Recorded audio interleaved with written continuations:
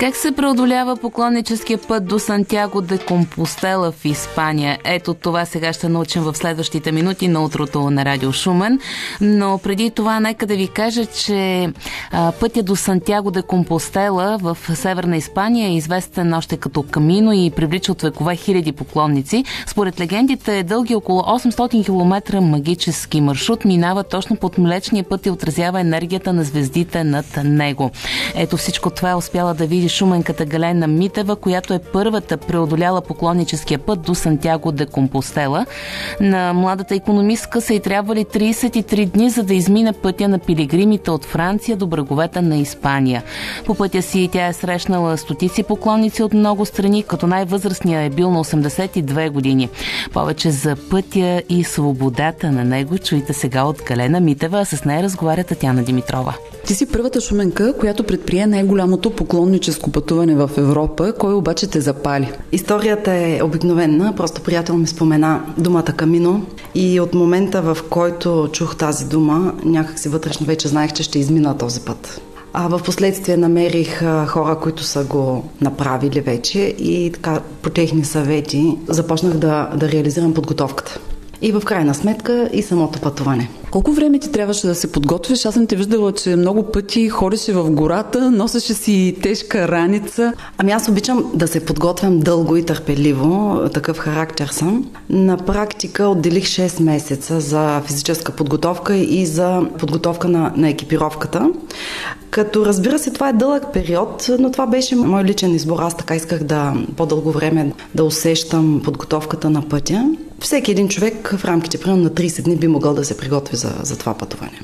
Подготовката е повече психическа, защото човек трябва да се настрои, че ще върви толкова дълго разстояние. Сега от позицията на преминал човек ми се струва лесно, но преди да тръгна по пътя имах много страхове, много опасения, дали ще се справя физически. Имам, като всеки зрял човек, здравословни проблеми. Единият ми крак е с стара травма, на практика е счупен. Появиха се и болки в кръста и всичко това имах опасения преди тръгването за пътя и трябваше да се подготвя. Въпреки подготовката ти имаш ли някакви изненади и непредвидени неща, които ти се случиха? Като изненади точно не. Моят път беше много гладък и много, много хубав. Изненадата по-скоро беше, че всъщност колкото и да се подготвя човек, никога не знае какво е усещането точно на пътя. Изненадата за мен беше точно това. Как се чувствах, свободата, която дава пътя, една лекота на душата. Нещо, което аз като съвсем земен човек и като човек, който така като икономист, като програмист, никога не съм очаквала, че ще изпитам такива усещания. Колко човека бяхте в групата, с която ти пътува и имаш ли други българи? По принцип това пътуване се осъществява индивидуално, не е групово, а всеки го върви сам, защото, както всички казваме, на пътя никой не ти носи раницата, всеки си я носи сам. На практика от България по едно и също време тръгнахме 2 жени, аз и една вече приятелка Поли от Варна. На пътя срещнахме още 3 българи случайно и то в края на пътя бяха страхотни срещи, много вълнуващи. Особено едната, в която мен ме намира българин по пътя, който знае, че напред върви някой. И той успява да ме настигне. Срещнаме в момента, в който приготвях вечеря и на чист български ми каза: "Здравей, аз съм Георги." Това беше много вълнуваща среща за мен, защото така от седмица не бях говорила български. И много добре така с него си направихме вечерта. Все още няма много българи по пътя, но благодарение на социалните мрежи и така на хора, които са го преминали, бройката се увеличава и това го заявяваха и испанците, които виждат все повече българи по пътя и така не бяха изненадани. През кои места минава това поклонническо пътуване? Разкажи ни какво видя, докато пътуваше през тези 40 дни. Нали така? На практика пътуването ми беше 33 дни. Аз си бях отделила 40 дни между полетите, но всъщност успях по-бързо да го премина, отколкото очаквах. По отношение на населените места, не съм ги броила, но със сигурност са минимум 150 населени места, през които съм преминала. Всяка вечер се нощува на различно място. На практика аз нощувах на 33 различни места всяка вечер. Това беше изключително така усещане, защото всеки ден пътят е отправя на ново място и с нови хора. Като големи населени места, пътя преминава през 4 ключови испански града.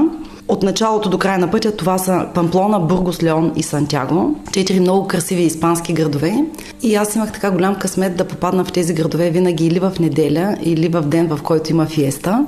Беше изключително, защото големите градове бяха празник за мен, но след това бързо исках да напусна града и отново да съм на пътя. По колко километра на ден се изминава по време на този преход или е индивидуално? Да, индивидуално е. Всеки определя сам темпото си. Има примерна схема, по която да се върви, която всеки поклонник, всеки пилигрим получава в началото на пътя. Аз в начало се придържах към схемата, която беше средно около 25 км на ден, някои дни 28, други 22. Дори се шегувахме понякога, че 20 км за пилигрима това е почивен ден. В последствие започнах да вървя и повече, като най-голямото разстояние, което аз успях за един ден да премина, това бяха 37 км. Имаше хора, включително и жени, които вървяха по 45-50 км на ден, но за мен моето темпо беше това 28-32, нещо в този порядък. А на точно определени места ли се спи или всеки избира къде да остане през нощта? Всеки има възможност да избира. Има списък с местата за нощуване. Местата за нощуване се наричат алберге. Има достатъчно такива обособени места по пътя. В общи линии на около 5 км има възможност човек да избере къде да нощува.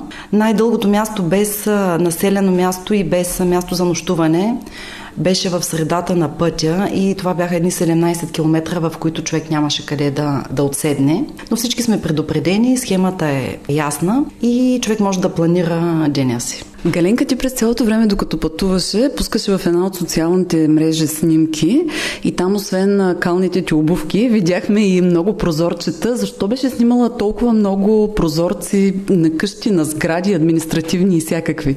Да, така беше. По време на пътуването аз осъществих един мой личен некомерциален проект, който беше свързан с това аз да публикувам всеки ден по няколко пъти къде се намирам, да поставям снимки от пътя и да споделям усещанията си. За мен това беше важно, защото понякога усещанията се изгубват някъде в съзнанието ни и повече не можем да ги пресъздадем. Затова в социалната мрежа в момента всичките 33 дни от пътя са описани и това е начин, по който аз ще си спомням за пътя. Прозорчетата бяха един от начините аз да споделям усещанията си. За мен прозореца е мястото, откъдето ние виждаме света. А прозорците в Европа като цяло са много красиви, винаги са с цветя, чисти, подредени. В това отношение има какво да се научим. Моята страст с прозорците датира от няколко години. Имам вече албуми с прозорци от доста населени места по света. И всъщност аз продължих тази си идея и с прозорците в Испания. Все още обработвам част от снимките ми. Скоро ще има още нови прозорчета като снимки. Какво ще е преживяла Галена Митева по пътя на поклонниците? Разказа и продължава само след песен време.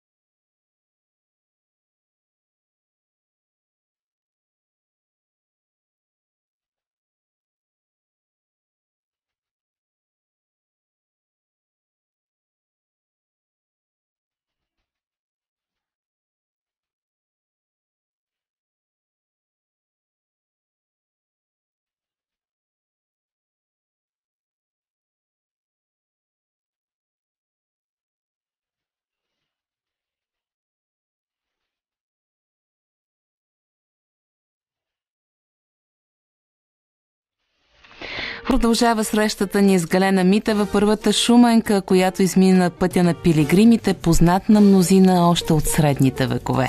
Какво е това, което никога няма да забравиш от това пътуване? Много неща са. Все още анализирам, все още така притеглям нещата, усещанията са много, но най-силното усещане, което остана в мен, това е усещането за свобода на пътя и усещането за лекота.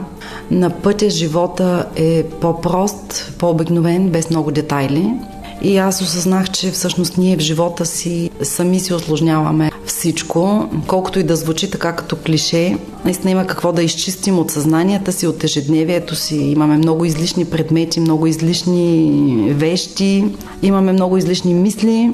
Всичко това ни ограничава сами. Ние сами се ограничаваме и на пътя всички усещат тази свобода и тази лекота. Раницата тежи, обувките са кални, дъжд вали, но на душата е леко. Няколко пъти казваш на пътя, а как се държаха с вас хората, които ви срещаха по пътя? На пътя никога не си сам. Дори да тръгнеш сам, винаги има хора. Имало е моменти, в които съм била на пътя в 6:30 сутринта, когато е много тъмно, но никога не съм така чувствала самота, защото винаги знам, че на пътя има други хора. Срещнах хора от почти цял свят, почти няма държава, от която да нямам така приятел или познат на пътя. На пътя всички се държат много приятелски. Това е едно от най-приятелските места по света. Всички се поздравяват. Задължително поздравът, който се отправя на пътя е Буен Камино. И така още звучи в главата ми, защото независимо който човек те срещне по пътя или човек, който аз срещнах, всички се поздравявахме с на добър път или Буен Камино. Също така поздравяват и хората от местните населени места или с здравей, или с добър ден. Хората са усмихнати. Това е нещо, което ние сме забравили да правим. Да се поздравяваме. Ти се върна съвсем наскоро, но вече видях, че на няколко пъти си писала, че ти липсва пътя, пътуването и си търсиш съмишленици за големи разходки наоколо. Как ще го преодолееш? Да, истина е, пътят ми липсва. Липсва ми усещането от пътя, липсва ми ходенето, липсва ми тази свобода и тази простота на живот. Ще го преодолявам някакси, все още не знам как. По-старите пилигрими споделят, че всички преминават през такъв етап на аклиматизация, защото усещанията от пътя са много силни и не е лесно човек да се върне към ежедневните си задължения, но това на практика е живота. Аз лично смятам да продължа да споделям в фен страницата за да поемеш по Камино. Ще продължа да споделям там, защото това е един от начините, който ще ме връща на пътя отново и отново. Така или иначе пътя живее в мен и той ще е част от мен винаги. По отношение на физическите усилия, наистина имам нужда и потребност от ежедневно ходене, защото това е един от начините първо човек да поддържа здравето си. И второто и по-важно нещо е, че чрез ходене и чрез физически така упражнения човек поддържа духа си. Това е нещо, което наистина ни прави по-стабилни, не толкова нервни. Това е един невероятен начин да преодоляваме стреса в ежедневието. В Европа има и други поклоннически пътувания. Готова ли си да изминеш и тях? Ами замислям нещо, върти ми се в главата едно второ Камино. Все още не знам кога и по какъв начин, но пътищата, които се наричат Камино в Европа са 8 на брой и някои от тях са също толкова екзотични. Аз изминах най-дългият като разстояние. Той е с дължина 818 км, от които аз преминах пеша 755 и има още няколко маршрута, които са много екзотични и които наистина бих искала да видя отново. Как се оправиха вкъщи, докато теб те нямаше, съпругът ти и сина ти? Перфектно са се справили. Така имали са време да се забавляват, училището е вървяло в релси, всичко е било чудесно. Следващия път ще ги вземеш ли и тях? С удоволствие бих ги взела, стига да имат желание да вървят и да не мрънкат, защото когато човек един път е минал по пътя, той знае, че вече не е толкова трудно и обичайните неща, които ние имаме в ежедневието си, не му липсват на Камино, като например елементарни неща като чаршафи или хавлия. Ако човек, който е свикнал много с цивилизацията, не успее да пречупи това в себе си, то ще му липсва и на Камино той няма да се чувства добре. Има нямаше такива хора, бяха съвсем малко. За мен изненада беше, че аз свикнах по този начин, защото аз съм градски човек на технологиите и изненадата за мен беше голяма, когато аз установих, че се чувствам много добре сред природата и в една обстановка, в която човек няма удобствата на цивилизацията. Галинка, ти си икономист. Заедно с теб сме работили в Националната агенция за приходите. Част от хората знаят обаче, че пишеш страшно хубаво, за разлика от човек, който се занимава с математика. Готова ли си да опишеш всичките си преживявания, защото аз съм чела твои есета, които ти си пускала за различни местни медии? Аз като икономист и като човек, който е свързан много с компютрите, наистина е изненадващо, че се справям добре с писането. Писането ми носи удоволствие, носи ми едно така удовлетворение, защото пишейки аз подреждам нещата в главата си.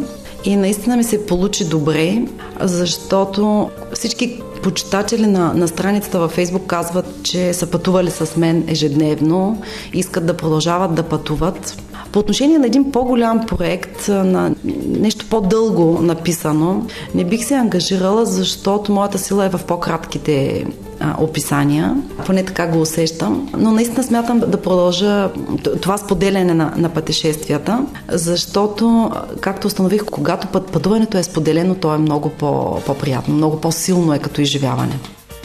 Това беше Галена Митева от Шумен и нейния разказ за пътуването и до Сантяго де Компостела. Със сигурност тя е намерила това, което е търсила по пътя Ел Камино, защото хората тръгват по него с намерението да открият своята духовна същност, смисъла на живота си, тайните на битието.